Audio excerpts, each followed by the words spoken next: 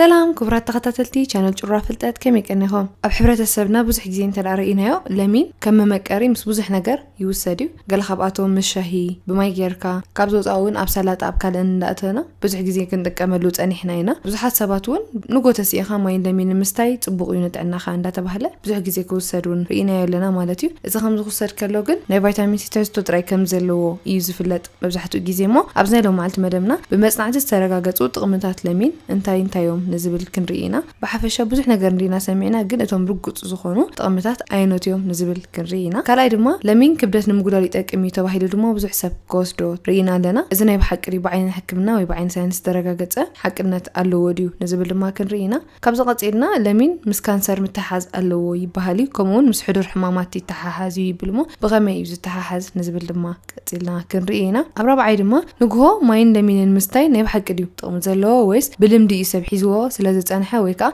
كنرينا أبحم شيء دما مسلمين كوسرو زي بلهم مجبتات عينوتيهم تقليلنا كانوا قدوم زلنا مجبتات عينوتيهم نزبل دما كنرينا مهناتو مسلمين كنوسدوم كلنا قال على تو نجار سلازلهم ويقلا تقمتاتهم سلازجودل تقليلنا كنوسدوم زي بلنا مجبتات عينوت مخانون دما كنرينا كواتنا دما لمين تقامي سلاز تبهل تراي كم دلايكا ويكا أبزح عينت مجبتات ندات خاموسد لمود كوينوس أنيحيو ويكا كنوع زخنا أتقاما أيت أنحنا نمو لمين كنوسدن كلنا نجبرهم جيجاتات انتين توم جيجات يوم كدقمو سلازي بلون فدينا أوزينا دما هنريومينا أمو داتا دما ألو تاو صعبين نايلمين انتي يمثل بفلاي دما نتعنانا قودا أي زخونن بزح تساقم كم تسألنا زخقلن ألو تاو صعبينات نايلمينك انتي يمثلو نزبل كنرينا زامرك ساتود بزي حبيركم كتسأنحو بخبري عدة حراين بار لمين كابتوم سيترس زتباهلو ويكا بسيترس زفلتو فراتات كم بعلا رانشي كلا مالتيو حدا كوينو بزح تحسوتات يوزلو قال خابتوم تحسوتاتو انت دارينا اتقداماي بفيتامين سي أزيو هابتاميو بغمينا خانفلتو مبزحتنا ناي فيتامين سي أزيو بزح تحسو يوزلو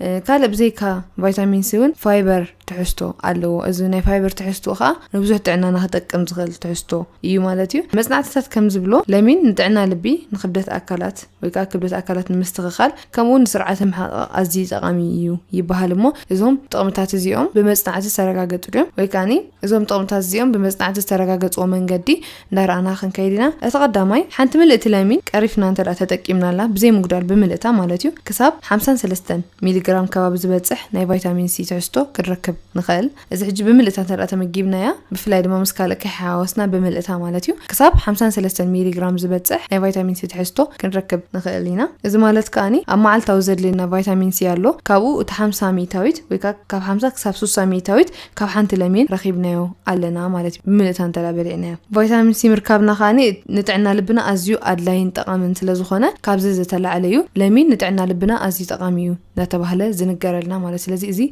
رجوع زخونه تقامي أيو فيتامين سي نتعنا لبنا بزح فيتامين سخاء كاب لمين كنرخبو سلان خال تخيل يطعم دما كبدتنا مستخخال يتقام تبهال مالتي إذا حجي بزح جزي حكي كونن لا تبهله أبزح كويك أبزح عين تطعم هنريو نحنا هنا قبل تشحن 20 حدا بستجبر مصنعتي تقابل مين زركب بيكتين زي تبهله تحستو ويكا بيكتين فايبرز بهال مالتي نوح ساعات كيت أمنا نخنصنا يحجز مالتي إذا حجي كيت أمنا نوح جزين نحدا نوصل لنا خاني تنمجبو مجبتات ويكانت العلاقة ممجب نحرر خوينا بزمتينا زلونا بالعلاقة كبدتها متينا زلو لنوح ساعات سلنا نحزل لنا كبدت كنكنس بزمن قد يخلنا مالتي إذا حجز بس حسب بوسح جزين موستين لنا عيدا كبدة زي كنسهلي وأنا دا كبدة زي جودل نزبل سب دما ملء لمين بزح جزي أين وصدونينا قاريصنا بقلتنا إنا نتكمل مبزحة جزي ويكا توميكا أما يأتي 5 ما يحويسكا تاميكا بملئتها لمين زلاتها تحستو ذيك توسدات خالي خاص الذي أبو وسا سدانا سلازف فلالة يو ملء تقمي بفلاي دما أب كبدت مقدار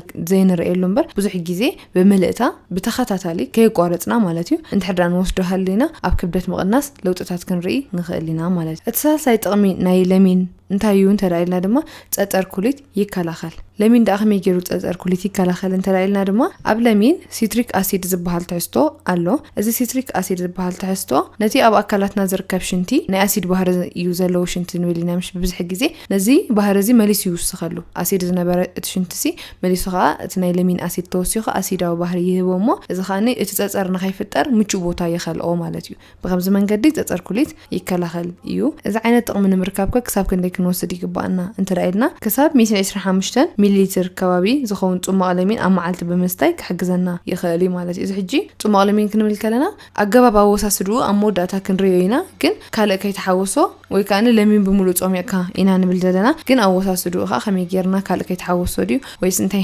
ክንሓውሰሉ ዝብል ድማ ኣብ መወዳእታ ክንሪኦ ኢና። እቲ ራብዓይ ጥቕሚ ኸ እንታይ እዩ እንተራእየልና ናይ ለሚን እዚ ሕጂ ብሳይንስ ተረጋገፁ ጥቕምታት ኢና ንዛረብ ዘለና። ዋሕዲ ደም ይከላኸል። እዚ ሕጂ ብኸመይ እዩ ዋሕዲ ደም ክከላኸል እንተራእየልና እቲ ናንሄም ዝተባህለ ወይ ከዓኒ ካብ ምንጪ ኣትክልቲ ዝርከብ ሓፂን ማዕድናዊ ሓፂን ኣብ ኣካላትና ወይ ከዓ ኣይረን ብቐሊሉ ምስ ወሰድናዮም ብመግቢ ዲና ብካልእ መልክዕ ምስ ወሰድናዮ ኣብ ኣካላትና ትዝበዝሐ ትሕዝቱ ንኽተርፍ ይገብር ማለት እዩ። ሕጂ ኣይረን ብብዙሕ መንገዲ ወላዳ ብመልክዕ መግቢ ንመገቦ እምበር ኣብ ኣካላትና ዘይክተርፍ ይኽእል እዩ። ምክንያቱ ንዕኡ ኣብ ኣካላትና ንኸይተርፍ ተመጢጡ ንኸይተርፍ ዝገብሩ መግብታት ንምገብ እንተደኣህሊና ለሚን ግን እዚ ሙሉእ ትሕዝቶ ናይ ኣይረን ብዝኾነ መንገዲ ምስ ተመገብናዮ ብመግቢ ክኸውን ይኽእል ብመስተ ክኸውን ይኽእል ኣብ ኣካላትና እቲ ትሕዝቱ ንኽተርፍ ንኸይወፅእ ይገብር ማለት እዩ። ብከምዚ ኻኒ እቲ ዋሕዲ ደም ዝከላኸል መንገዲ ብከምዚ ይኸውን ማለት እዩ። እቲ ኣብ ለሚን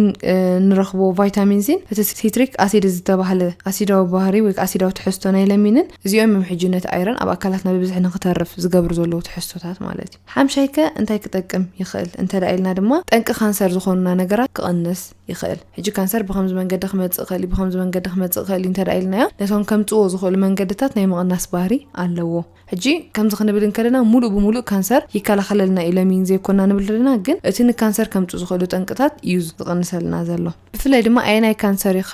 እቲ ቀንዲ ለሚን ክከላኸሉ ዝኽእል እንተዳኢልና ድማ ኣብ ውሕዳት መጽናዕትታት ካንሰር ናይ ሳምቡእ ይብሉና እዮም። እንተኾነ ግን ብዙሕ መጽናዕትታት ብዛዕባ ዝናይ ከመይ ገይሩ ንካንሰር ከም ዝከላኸል ስለዘየለ እዚ ዓይነት ካንሰር እዩ ዝከላኸል ኢልና ፈሊና ክንውፅእ ኣይንኽእል ኢና። ግን እዚ ነገር እዚ ኣብ መዕለቢኡ ንምብጻሕ ወይ ከዓ ርጉፅ ዝኾነ መጽናዕቲ ንምሃብ ገና ኣብ መስርሕ ዘሎ ነገር እዩ። እቲ ሻድሻይ ከዓኒ ንምንታይ ክጠቅም ይኽእል እንተዳኢልና ብሓፈሻ ንጥዕና ስርዓተ ምሕቃቕ ይጠቕመና እዩ። እዚ ከዓኒ ኣብ ለሚን እቲ ንብዙሕ ዓይነት ክፍለ ኣካላትና ዝጠቅም ፔክቲን ዝተባህለ ፋይበር ወይ ከዓኒ እቲ ኣብ ቅራፉ ዝርከብ ማለት እዩ። ኣብ ቅራፍ ናይ ለሚን ዝርከብ ፔክቲን ዝተባህለ ፋይበር እዚ ናይ ሽኮርን ናይ ስታርችን ወይ ከዓ አሚዶ ዝበሃልን ምሕቃቕ ከም ዝበዝሕ ወይ ከዓኒ አሚዶ ዝተባህለ ምሕቃቕ እቲ ንብዙሕ ዓይነት ክፋል ኣካላትና ዝጠቅም ፔክቲን ዝተባህለ ፋይበር ወይ ከዓ ኣብ ቅራፉ ዝርከብ ማለት እዩ። እዚ ናይ ሽኮርን ናይቲ ስታርች ወይ ከዓኒ አሚዶ ዝበሃል ኣብ ኣካላትና ዘሎን እቲ ናይ ምሕቃቕ መንገዶም ቀስ ከም ዝብል ወይ ከዓ ከም ዝዝሕል ይገብሮ እሞ ኣብ ደምና ዘሎ ዓቐን ሽኮር ክቕንስ ይገብሮ ማለት እዩ። ብከምዚ መንገዲ ሓደ ነቲ ኣብ ስርዓተ ምሕቃቕና ዝካየድ ዘሎ መስርሕ ይሕግዝ። ከምዚ ዓይነት ጥቕሚ ክንረክብ እንተዳ ኮይና ካብ ለሚን ግን እንታይ ክንገብር ኣለና እንተዳኢልና እቲ ፋይበር ስለ ዝኾነ ተቐደም ዝበልክዎ ትሕዝቶ ኣብ ቅራፍ እዩ ዝበዝሐ ግዜ ዝርከብ። ስለዚ ሓፂብና ቅራፍ ናይ ለሚን እንተዳ ንምገብ ሃሊና እዚ ዓይነት ጥቕሚ ክንረክብ ንኽእል ኢና ማለት እዩ። ምክንያቱ እቲ ናይ ፋይበር ትሕዝቶ ዝበዝሐ ግዜ ኣብ ቅራፍ ናይ ብዙሓት ኣእኻል ይኹን ኣብ ከም ናይ ለሚን ዓይነት ቅራፍ ኢና ክንረኽቦ ንኽእል። ሓራይ ካብ ዝቐፂልና ጥቕምታቱ እዚኦም ዝገለጽኩም 6 ነገራት ዋሕዲ ደም ይከላኸል፣ ጠንቂ ካንሰር ይከላኸል፣ ፀፀር ኩሊት ይከላኸል፣ ክብደት ንምቕናስ ይጠቅም፣ ንስርዓተ ምሕቃቕ ምግቢ ይጠቅም፣ ንጥዕና ልቢ ብትሕዝቶ ቫይታሚን ሲ ድማ ይጠቅም ኢልና 6 ዝጠቐስናዮም ካብዚ ወፃኢ ንግሆ ሰብ ክወስዶ ንርኢ ኢና። እዚ ግን ብኸመይ መንገዲ እዩ ዝፈልጥ ሰብካ ብዙሕ ሓሲትካዮ ዝምልስ የለን ማለት እዩ። እዚ ሕጂ ኸመይ እንተራኢልና ሓደ ጥምኢ ይከላኸል። ኣካላትና እኹል ዝኾነ ማይ ወይ ከዓ እኹል ዝኾነ ፈሳሲ ዘይክንወስድ ንኽእል ኢና ኩሉ ግዜ።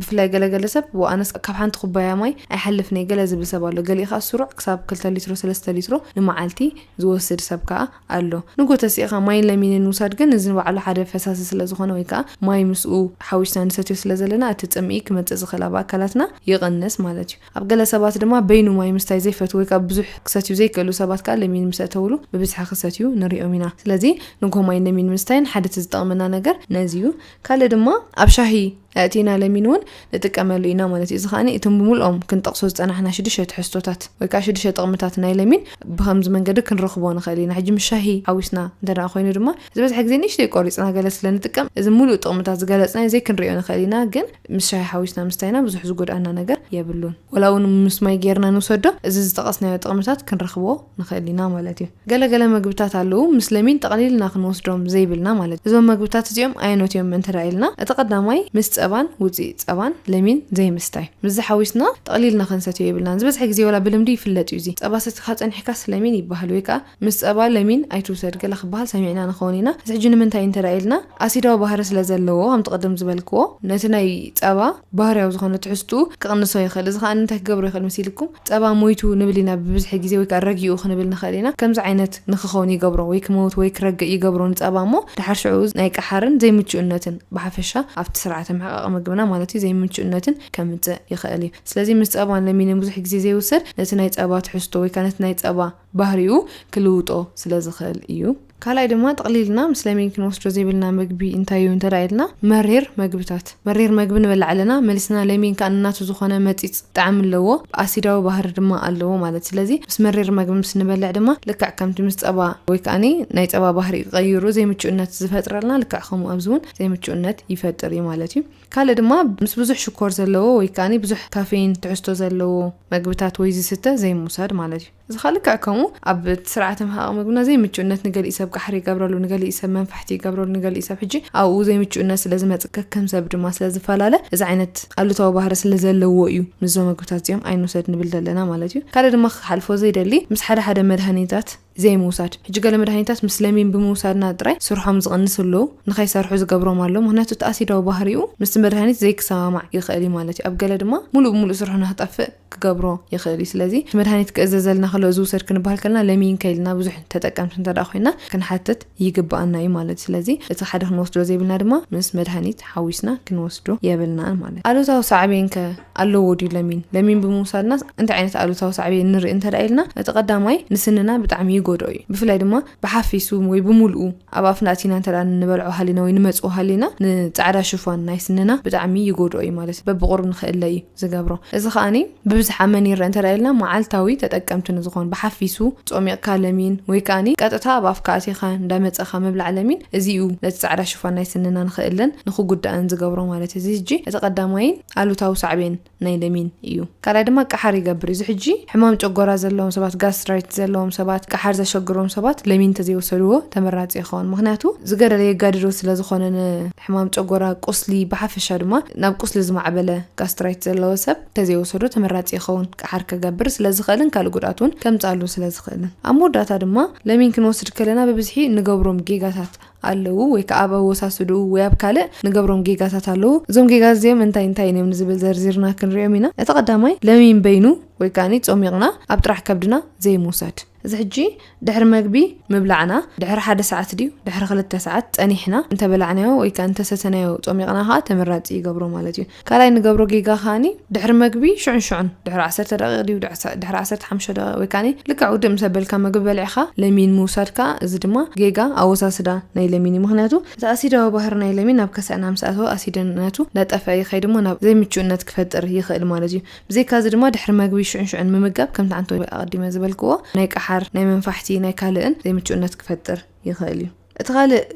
ብጌጋ ወሳስዳ ንወስዶ ብምሉእ ብሓፊሱ ጾሚቕና 2-3 ለሚን ጽሙቕ ኣቢልና ብሓንሳ ወይ ሓንቲ ለሚን ጽሙቕ ኣቢልናስ ብሓፊሱ ንሶል ሓደ ከይሓወስና መስታይ እዚ ሕጂ ጌጋ ኣወሳስዳ ምክንያቱ ብዙሕ ኣሲዳዊ ባህሪ ስለ ዘለዎ ወይ ከዓ ተኣሲዱ ሓያል ስለ ዝኾነ እቲ ናይ ለሚን እዚ ከዓኒ ሙሉእ ብምሉእ ተኣሲዱ ከይቃጠና ንሰትዮ ኣለና ማለት ስለዚ እዚ ከዓ ክጎድኣና ይኽእል ንጥዕናና ከመይ ንወስዶ እንተዳይልና ከዓኒ ብዙሕ ከየቕጠና ማይ ወሲኽና ዲና ኣብ ሻሂ እቲና ዲና ብኻልእ ከምቲ ንፈትዎ ጌርና ክንሰትዮ ይግባአና እዩ ካልእ ድማ ንስንና ከይጎድኣና ከምቲ ዓንተ ዝበልኮ ጻዕዳ ሽፋን ናይ ስንና ይጎድኦ ስለ ዝኾነ እንዳመጸና ንስንና ብዙሕ እንዳተንከፍና ዘይምብላዕ ወይ ከዓ ዘይምምጋብ እንታይ ክንገብር ንኽእል ኢና ኣብ ክንዲ ስትሮ ምጥቃም ስትሮ ጌርና ክንሰትዮ ንኽእል ኢና ማለት እዩ ናብ ለሚን እንተዳ ጾሚቕናዮ ካልእ ድማ ንግሆ ኣብ ጥራይ ከብድኻ ማይን ለሚንን ምስታይ ጽቡቕ እዩ ይበሃል ብዙሕ ግዜ ብዙሕ ጽቡቕ ነገር ከለዎ ይኽእል ግን ኣብ ጥራይ ከብድና ዝኾነ ዓይነት ፀገም ዘለዎ ሰብ ዘይክምችኦ ይኽእል ወይ ከዓ ክጎድኦ ይኽእል ማለት እዩ ስለዚ እንታይ ክንገብር ይግባና ኣብ መንጎ ንእሽተይ ቁርስ በሊዕና ድሕሪ ሰዓት ድሕሪ 2 ሰዓት ከም ዝብልኮ ድሕሪ ምግቢ እውን ይጎዳና ስለ ዝኾነ